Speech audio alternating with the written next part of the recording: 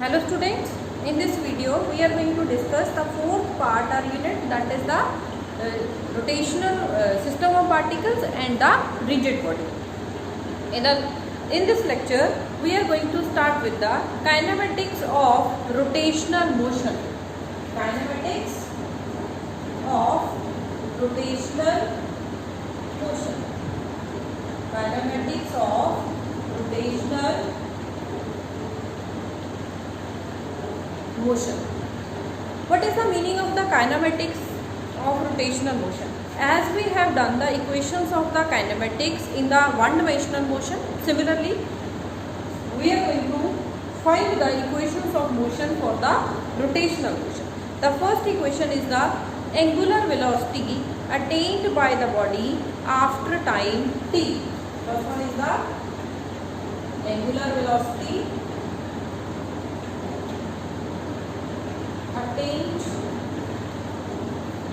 by body after time t. Now I am going to start with the definition of the angular acceleration. Angular acceleration is given by alpha omega 2 minus omega 1 upon v2 minus t1, as we have done this. Now if omega 2 is equal to omega 1 is equal to omega naught, t2 is equal to t, and t1 is equal to 0. Means the initial time we are going to take to 0. The final time is the t. At time t is equal to 0, the angular velocity is the omega naught. At any time t, angular velocity is the omega. So alpha is equal to omega minus omega naught by t, or omega minus omega naught alpha t, or omega is equal to omega naught plus alpha. This is the first equation of motion for the rotational motion.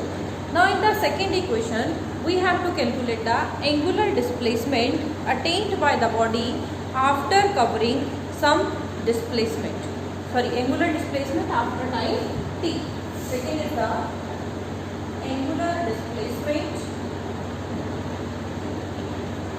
after time t. t time के बाद हमने angular acceleration find करना है. To find that, I am going to start with the definition of the angular velocity. Omega is equal to theta by t. From here, theta will be equal to omega t, equation number 1. Now, if omega, or you can write it here as omega dash. Now, if omega naught is the initial velocity and omega is the final velocity, omega naught initial velocity, omega is the final velocity, then omega dash be written as omega plus omega naught by 2. It is the average. I have taken here the average velocity omega dash. So theta is equal to omega plus omega naught by 2 into t. Now put the value of omega from here. You will get theta is omega naught plus alpha t plus omega naught into t by 2. From here you are going to get that is the omega naught plus half alpha t. This is the second equation for the rotational motion, in which you can calculate the angular displacement covered by the object after time t.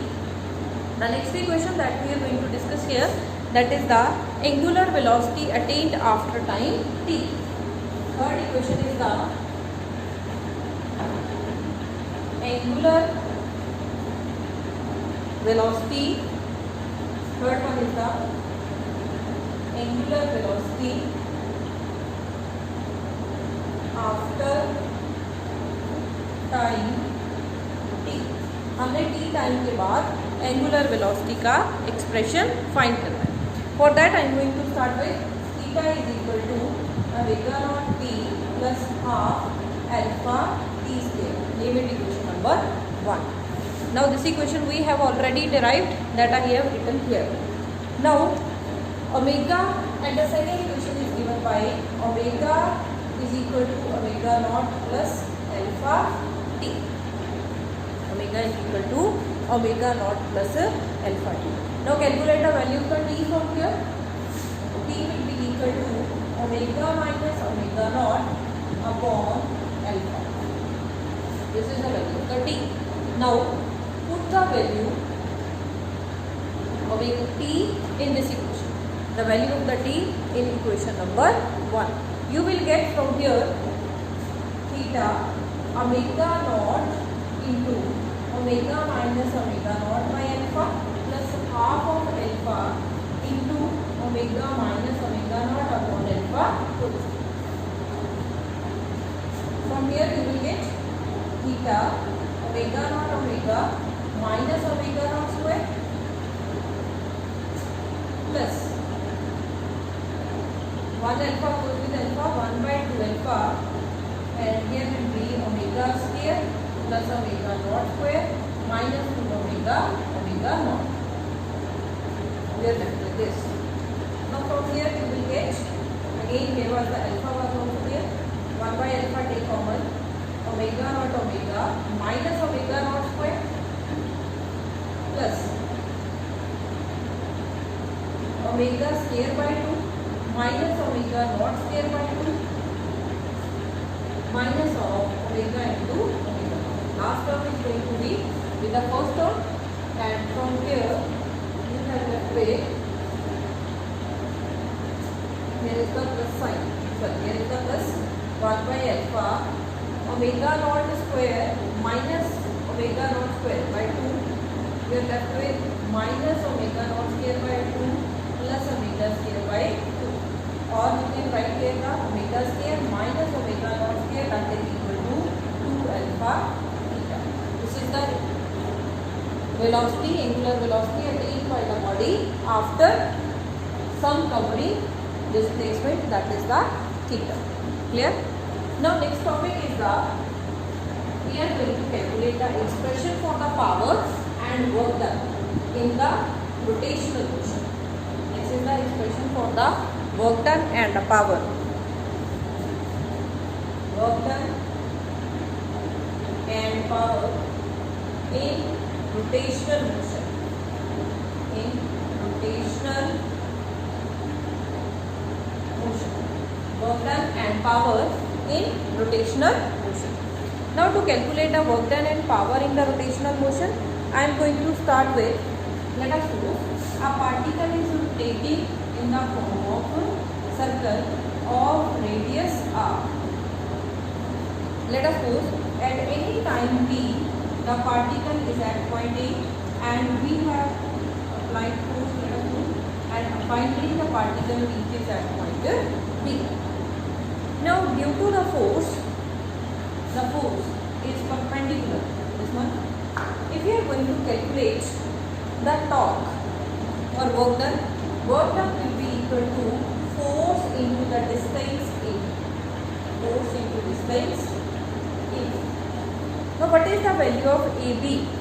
If this angle is theta, radius is the r, then AB will be equal to r into theta. Will be equal to r into theta. So work done is equal to Fr into theta.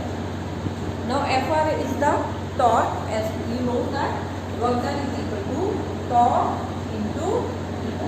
This is the expression for the work done in the rotational motion. Next, if we are going to calculate the power is equal to work done per unit time t, or power is equal to tau theta by t. Power is equal to theta by t will be omega tau theta. This is the expression for the power in rotational motion. Clear? Now next one is that we have to find the relation between the torque and moment of inertia. Relation between the torque and moment of inertia.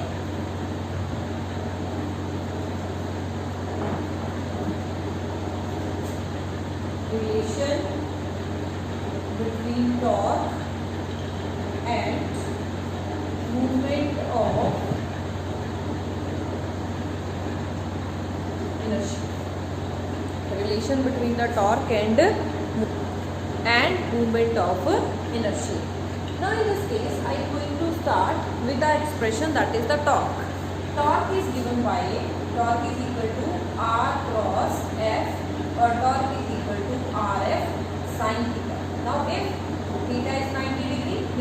applied the condition that the force is acting perpendicular to the distance. So torque is equal to Rf. Now F can be written as mass into acceleration, and acceleration is equal to the R into alpha. Acceleration is given by R alpha. A is equal to R alpha, or torque is equal to R into M into R alpha, or torque is equal to mr square into alpha, and this is the definition of the movement of inertia. So torque from here, that will be equal to I into alpha. This is the relation between the torque and movement of inertia. Torque is equal to I into alpha. Alpha is the angular acceleration. Clear? Now next come to, we have to prove that. To prove L is equal to I omega. The angular momentum is equal to the product of movement of inertia and angular velocity. For that, let us suppose we have the origin and particle is rotating about the z-axis. At any time the particle is at point P, let us suppose particle is rotating in the clockwise direction. R is the radius of the circle, and the linear momentum P is acting in this direction. Linear momentum P is acting in this direction. Now I am going to start. Let us suppose P is the ith particle. So the angular momentum of the ith particle, Li, that will be equal to, as we have already done, that will be equal to R cross P, or Ri cross Pi. Ri cross Pi vector, or Li will be equal to Ri Pi sin. What is the angle between the Ri and Pi? It will be 90 degree, or Li is equal to Ri P.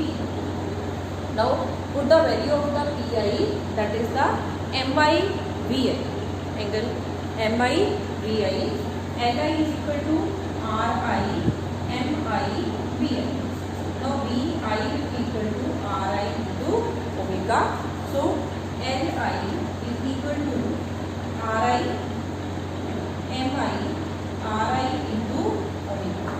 Next, Li will be equal to Mi Ri square into omega. Now total angular momentum will be summation I varies from 1 to n Li.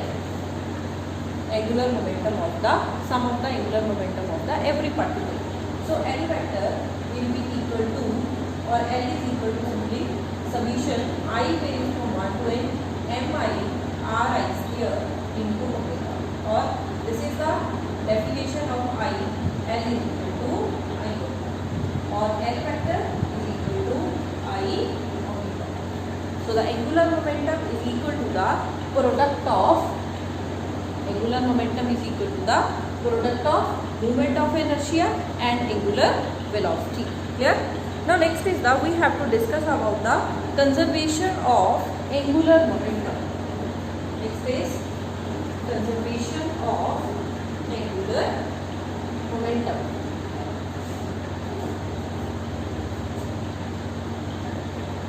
Conservation of angular momentum. I have written L vector is equal to I omega. Now differentiate on both sides with respect to time. dl vector by dt, d by dt of I omega. Now we have already calculated torque is equal to dl by dt. Torque is equal to rate of change of angular momentum. So torque can be written as rate of change of I omega. Now if torque external torque acting on the body is 0, in that case the rate of change of I omega, that will be equal to 0, or I omega is equal to constant, and this is known as the conservation of angular momentum. Means if the net external torque acting on the object is 0, acting on the body is 0, then its angular momentum remains conserved, and this is known as the principle of conservation of angular momentum. Clear? Now next come to the some examples of the conservation of angular momentum. Examples of conservation of angular momentum. Now the first example we are going to consider is the motion of the planet around the sun. Motion of the planet around the sun. Motion of planet around sun. All of you knows that the planets are revolving around the sun in the elliptical orbit. Let us suppose I am going to consider the two positions of the planet. At point P1, the distance of the planet from the sun is the r1, and at point P distance is the r2. Let us suppose angular velocity is the omega. At point P, L is equal to, or L1 that is equal to I1 omega 1 or mr1 square omega 1. At the point P2, L2 will be equal to mr2 square omega 2. But we have proved that the net external torque on the system is 0. Now on this system, the external torque is acting 0, so the angular momentum will remain conserved. Means I into omega is equal to constant. So L1 should be equal to L2 to make both equal. Now at position P1, R1 is greater, so the moment of inertia will be greater and the omega 1 will be lesser. When the planet reaches at the point P2, at point P2, the distance R2 is going to decrease, means movement of inertia I decreases, so the omega 2 will increase to compensate the change. So due to this, the planets moves around the sun or revolve around the sun with the variable velocities. In which velocities? Those are the angular velocities. Clear? Now next example we are going to consider is of the ballet dancer. All of you I think have seen the ballet dancer. The ballet dancer is going to change or control her speed by opening her arms or closing her arms. When she is going to open arms, the speed is going to be less, and when she is going to close arms, the speed is going to be more. Means when a ballet dancer open her arms, the distance of the hands or the R is going to be increased. If R increases, in that case I is going to increase and the angular velocity decreases. And when she folds her arms, during the folding the arms, the moment of inertia of the body of the ballet dancer decreases, and due to decrease in the moment of inertia, the angular velocity will increase to conserve the angular momentum. Clear? Now next one is the in the tornado. In the tornado, if you are going to be moved toward the center, at the center the velocity of the air will be very large, because the air in the tornado, air is moving toward the center, and at the center the R is going to be decreased or the moment of inertia is going to be less. If the moment of inertia is the less, in that case the angular velocity will be high. So as we move toward the center of the tornado, in that case the velocity of the air is going to be increased. Clear? The next topic is that we have to calculate the kinetic energy or the energy of the rolling body. Rolling body means a rotational and the linear motion is combined there. Now we have to calculate the kinetic energy of a rolling body. This is the kinetic energy of